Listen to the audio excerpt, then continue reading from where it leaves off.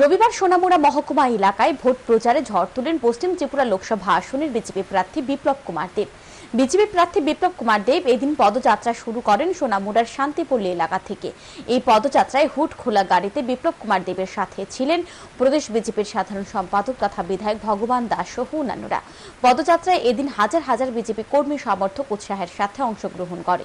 সুবিশাল পদযাত্রাটি সোনামুড়ার নতুন বাজার এলাকায় গিয়ে শেষ হয়।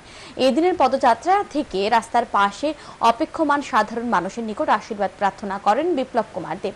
পদযাত্রা থেকে বিজেপি প্রার্থী বিপ্লব কুমার দেব বলেন, তিনি জাতি ধর্ম বর্ণ নির্বিশেষে সকলের নিকট আশীর্বাদ চাইছেন। সকলের আশীর্বাদে তিনি মুখ্যমন্ত্রী হয়েছেন।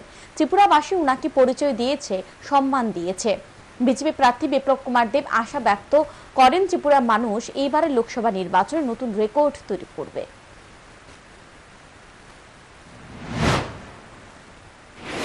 আমি আশা করি সারা ত্রিপুরার মানুষ এক নতুন দিশাতে এক নতুন রেকর্ড করে, যেভাবে 18তে রেকর্ড করেছে ঠিক